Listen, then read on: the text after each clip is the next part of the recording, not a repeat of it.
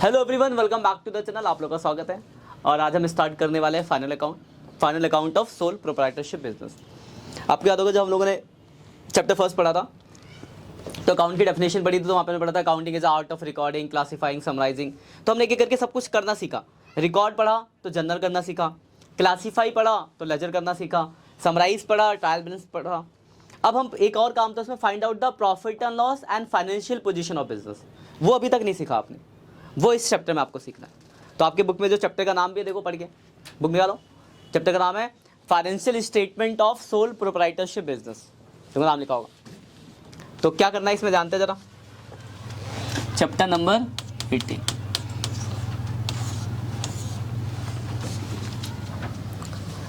Chapter आपका financial statement of sole proprietorship. Sole proprietorship आप सब बहुत बढ़िया से जानते हो, है ना। क्या होता है? एक ऑनर, क्योंकि हम स्टार्टिंग से ही कर रहे हैं। जब मैंने आपको अकाउंट स्टार्ट करके पढ़ाया था तब भी आपको ये बताया था मैंने कि हम जो 11th में पढ़ेंगे वो पढ़ेगे एक वैसा बिजनेस जहाँ पे एक इंडिविजुअल ऑनर यानी सोल प्रोप्राइटरशिप बिजनेस के बारे में पढ़ेंगे। तो ये उसका सबसे आखिरी काम एनालाइज के बाद पहले का, find out the profit and loss and position. इसके लिए हम यहाँ पे 3 अकाउंट बनाना सीखेंगे। पहला अकाउंट आप सीखोगे trading account,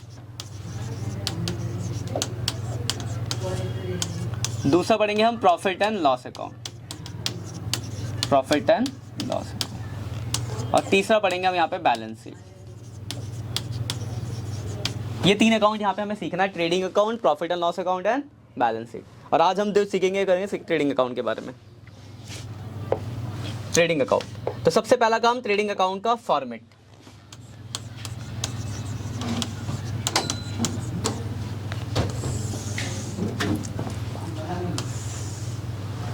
particular amount, particular amount,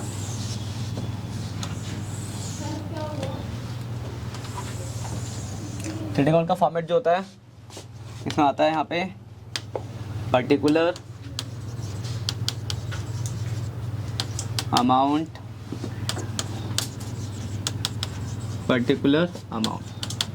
देखो क्या क्या आता है, डेबिट साइड में 3 चीजें आती है बस। सबसे पहला आता है यहाँ पे to opening stock, opening stock मतलब साल के शुरू का जो स्टॉक होगा।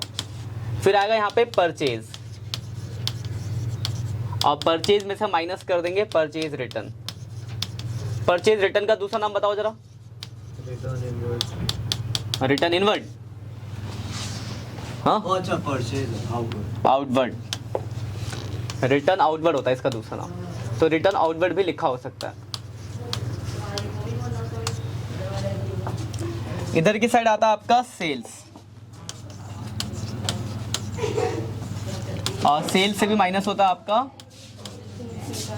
Sales return. और सेल्स रिटर्न का दूसरा नाम क्या होगा आपका? Return inward. इसका दूसरा नाम है आपका रिटर्न इनवर्ड। इसके बाद यहाँ पे एक चीज और आती है, डायरेक्ट एक्सपेंस।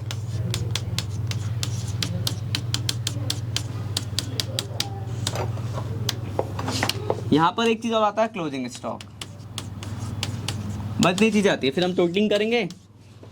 अब देखो टोटल में क्या हो सकता है, हो सकता है ये वाली साइड ज़्यादा हो, तो अगर ये वाली साइड ज़्यादा होगा तो आपका बैलेंस इधर बचेगा। हो सकता है ये वाली साइड ज़्यादा हो, ये वाली साइड ज़्यादा होगी तो बैलेंस इधर बचेगा। तो अगर इस साइड बच रहा है बैलेंस तो ये निकलेगा आपका ग्रॉस प्रॉफिट। वही अगर ये वाली साइड ज़्यादा होगी तो इधर बचेगा बैलेंस, तो आपका निकलेगा ग्रॉस लॉस। ठीक है। अब देखो अगर आप ध्यान से देखो इस फॉर्मेट को, तो ओपनिंग स्टॉक दिया होगा, सीधा आपको यहाँ लिखना होगा। कोई दिक्कत होगी क्या? परचेज दिया होगा लिख देंगे, सेल दिया होगा लिख देंगे, क्लोजिंग स्टॉक दिया होगा लिख देंगे। दिक्कत आने वाली है सिर्फ इसके बारे में, डायरेक्ट एक्सपेंस। कि डायरेक्ट एक्सपेंस क्या क्या होते हैं, है ना। कोई खर्चे सुना था आपने, डायरेक्ट तो नहीं सुना था, तो ये जानना है। बाकी सब तो सीधे सीधे दिया होगा। कभी कभी क्वेश्चन में क्या होगा ना, जैसे ये परचेज है, यहाँ पे 2 अलग अलग परचेज दिया होगा, कैश परचेज और क्रेडिट परचेज। तो आप क्या करोगे, दोनों को जोड़ के लिख दोगे। ठीक है। तो ये फॉर्मेट अगली क्लास में याद होना चाहिए आपको, मैं पूछूंगा। तो क्या क्या है डेबिट में? Opening stock, purchase, direct expense. Credit side में क्या है आपका? सेल्स और क्लोजिंग स्टॉक। ठीक। अब आते हैं डायरेक्ट एक्सपेंस के बारे में, जानते हैं कि डायरेक्ट एक्सपेंस क्या क्या होते हैं। डायरेक्ट एक्सपेंसेस, देखो डायरेक्ट एक्सपेंस की अगर मैं बात करूँ, जैसे एग्जांपल फॉर मान लो यहाँ हमारी एक फैक्ट्री है,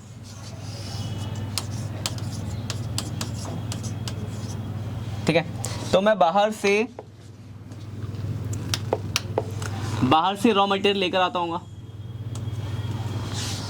फैक्ट्री में मैन्युफैक्चरिंग करता हूँ, और मैन्युफैक्चरिंग करने के बाद या तो मैं उसको बेच देता हूँ तो सेल्स ऑफिस में भेज देता हूँ, या फिर हम उसको सब नहीं बिकता तो गोडाउन में पहुँचाते हैं, एडमिनिस्ट्रेशन ऑफिस में भेज देता हूँ। तो 3 स्टेजेस होती है, एक जहाँ पे प्लांट मतलब आपके गुड्स मैन्युफैक्चर हो रहे हैं यानी फैक्ट्री, दूसरा जो सेल्स ऑफिस होगा, या फिर आपका गोडाउन मतलब एडमिनिस्ट्रेशन डिपार्टमेंट होगा। खर्चे तो हर जगह होते होंगे, यहाँ बाहर भी सामान लाने में भी खर्चा होता होगा, फैक्ट्री के अंदर भी खर्चे होते होंगे, यहाँ से पहुँचाने में यहाँ भी खर्चा होता होगा, यहाँ भी खर्चे होते होंगे, इधर भी खर्चे होते होंगे, इधर भी खर्चे होते होंगे। तो हमें जानना है कि डायरेक्ट एक्सपेंस कौन कौन से होते हैं। तो अगर मैं बात करूँ डायरेक्ट एक्सपेंस की,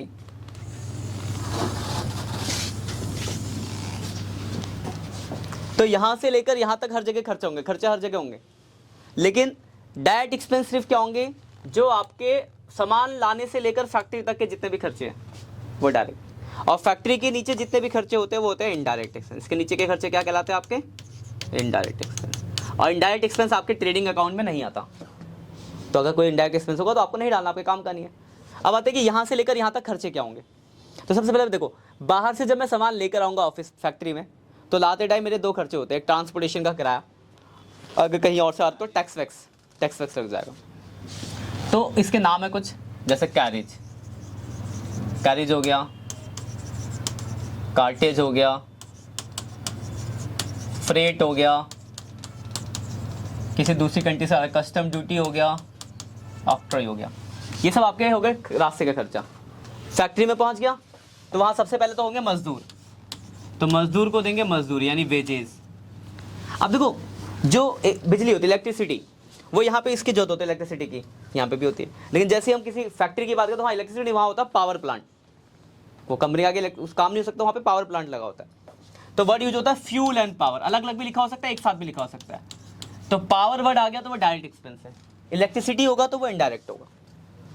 उसके बाद मैन्युफैक्चरिंग एक्सपेंस, मैन्युफैक्चरिंग एक्सपेंसेस, तो ये सब आपके कौन से एक्सपेंस है, डायरेक्ट। अब कुछ छोटे छोटे वर्ड है जो आपको ध्यान रखने डायरेक्ट एक्सपेंस को पहचानते टाइम, कुछ जो वर्ड लिखा बहुत काम की बात है, पहले ध्यान रखना।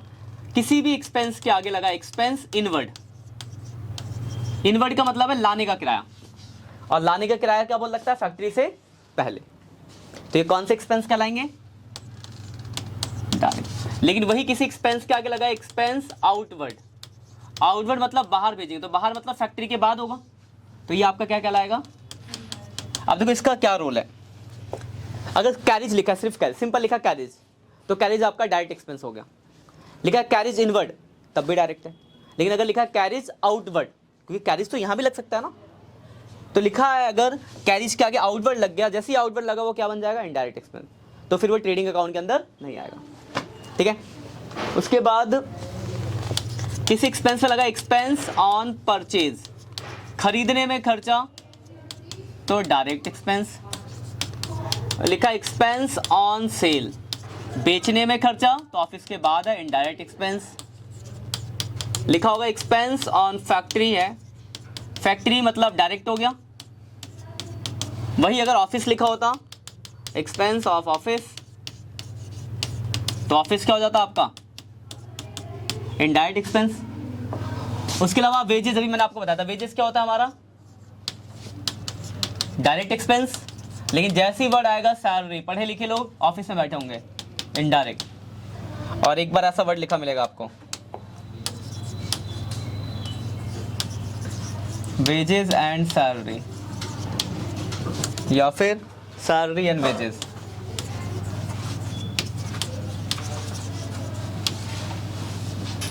तो अगर वेजेस एंड सैलरी लिखा हुआ है, वेजेस एंड सैलरी, पहले को प्रेफरेंस देंगे। अगर वेजेस है तो डायरेक्ट एक्सपेंस, और अगर सैलरी लिखा होगा तो इनडायरेक्ट एक्सपेंस। ठीक है। तो ये आपका फॉर्मेट था, कुछ पॉइंट्स थे। क्वेश्चन नंबर देखो सेकंड, क्या बोला आपको, ट्रेडिंग अकाउंट बनाना है, लिखा ना। तो देखो ट्रेडिंग अकाउंट बना रहे क्वेश्चन सेकंड में, ट्रेडिंग अकाउंट का मैंने फॉर्मेट बना दिया। चीजें जो जो लिखी उसे देखना है। सबसे पहले क्या लिखा है बताओ, ओपनिंग स्टॉक किस साइड आता है आपको बताइए, फॉर्मेट याद होना चाहिए ना, अगली क्लास में फॉर्मेट पूछूंगा आप सबसे। तो ओपनिंग स्टॉक किस साइड आएगा, इधर आएगा, डेबिट में तो मैं लिखते जाता हूँ, जो दिया है लिख रहते हैं। ओपनिंग स्टॉक कितना दे रखा है, 2 ओपनिंग स्टॉक 50,000। उसके बाद बताओ, अब बोलो अगला क्या है, फ्रेट एंड पैकिंग। फ्रेट आपका क्या होता है, डायरेक्ट एक्सपेंस होता है, फ्रेट एंड पैकिंग आ गया, कितना दे रखा है 20,000। उसके बाद क्या आपका सेल्स इधर आता है, बाई सेल्स, सेल्स कितना है, इसमें ना रिटर्न नहीं, इसलिए मैंने सीधा बाहर लिख दिया 3,80,000। अगर सेल्स रिटर्न होता तो माइनस करते। अगला परचेज, यहाँ पे भी परचेज रिटर्न नहीं है तो डायरेक्ट हमने परचेज लिख दिया, कितना परचेज 2,80,000। उसके बाद क्लोजिंग स्टॉक यहाँ आता है, बाई क्लोजिंग स्टॉक कितना दे रखा है 60। उसके बाद देखो लिखा है एक्सपेंस ऑन सेल, तो एक्सपेंस ऑन सेल आपके लिए क्या होगा, इनडायरेक्ट एक्सपेंस, क्योंकि सेल वो लग गया। देखो एक्सपेंस ऑन सेल, तो सेल वाला एक्सपेंस क्या होता है आपका, तो क्या ये ट्रेडिंग अकाउंट में आएगा, नहीं आएगा। और कुछ है, बस खत्म, टोटल कर दो। अब देखो टोटल करना है, देखो इसमें ये वाली साइड ज़्यादा है 440, हायर साइड लिखना होता है, देखो ये 440 है, ये 350, तो ये वाली साइड ज़्यादा हुई ना, तो 440 लिख दोगे। और इसमें से अगर घटाते हैं 350 तो कितना बच गया 90,000 आ गया आपको। देखो आंसर दिया, ग्रॉस प्रॉफिट 90,000। कोई दिक्कत, समझ गए। तो सादा का सादा खेल, बस फॉर्मेट का, फॉर्मेट आपको पता होना चाहिए, क्लियर है। एक नोट डाल के लिखो, नोट फॉर क्लोजिंग स्टॉक लिख लो, नोट फॉर क्लोजिंग स्टॉक बराबर लिखो, लिख लिया, नोट फॉर क्लोजिंग। देखो if book value and market value both given, जो लोअर है बोले, हाँ both given, we should take whichever is lower. If book value and market value both given, we should take whichever is lower. ये है due to prudence principal, वहां पे भी हमने इसके बारे में पढ़ा था, लिख लिया। अब जरा समझ लो, whichever is lower, if book value and market value both given, we should take whichever is lower. फिर अगर सेल्स से ज़्यादा की होती है, जो प्रॉफिट आया वो किस में चला जाएगा, किसका सेल्स ज़्यादा की, अगर जैसे हमारा बुक वैल्यू हाँ किसी चीज़ का 4,000 है और हमने 4,000 ले लिया, बट फिर हमने उसका सेल 8,000, हाँ तो ये इसी तो बता रहे हैं ट्रेडिंग पीएनएल अकाउंट, यही तो आएगा सर। रिजर्व नहीं चला जाएगा, वो सीक्रेट रिजर्व होता है जब हम वैल्यू अपर करके दिखाते हैं, सीक्रेट रिजर्व डिफरेंट थिंग। वहाँ पे जैसे कि मान लो तुम्हारी मशीन की वैल्यू 10,000 है, लेकिन आपने क्या करा, उसको ज़्यादा डिप्रिसिएशन लगा के 8,000 दिखा रखा है, कम दिखा रखा है, तो कम दिखाने से वैल्यू थोड़ा ना कम हो गई, तो वो सीक्रेट रिजर्व में चला जाता है। अब देखो मैंने बताया कि if book value and market value both given, we should take whichever is lower. अब इसका मतलब क्या है कि कभी कभार क्वेश्चन में क्या होगा कि स्टॉक की दो वैल्यू दी होगी, क्लोजिंग स्टॉक की, बुक और मार्केट, तो जो कम होगा वो लोगे। एक क्वेश्चन देखो, क्वेश्चन नंबर 6 में देखो क्लोजिंग स्टॉक की 2 वैल्यू गिवन है, क्लोजिंग स्टॉक की देखो 2 वैल्यू, एक 30 और नीचे देखो मार्केट वैल्यू 1,20 दी है, देखिए मिल गया सबको। तो जब 2 वैल्यू दिए, एक दिया 1,30 और एक दिया 1,20, तो आप कौन सा लोगे 1,20। बस ये ध्यान रखना है। आपके लिए जो होमवर्क है वह है question number 2nd, 3rd, 5th, 6th, ये 4 क्वेश्चन करने हैं बस, 2nd, 3rd, 5th, 6th, ठीक है। बाकी नेक्स्ट क्लास में मिलेंगे। जो ऑनलाइन बच्चों आप ये देखो, ये लिख लेना, मैं आपको पूरा दिखाता हूँ। ये आपका पहला, ये तो 12th का, ये पहला पेज था, ये दूसरा पेज ट्रेडिंग का फॉर्मेट, ये डायरेक्ट एक्सपेंस के बारे में है, ये उसके बारे में थोड़ा एक और पेज है, ये क्वेश्चन था, क्वेश्चन नंबर 2, ठीक है। बाकी मिलते हैं नेक्स्ट लेक्चर में, तब तक के लिए बाय बाय।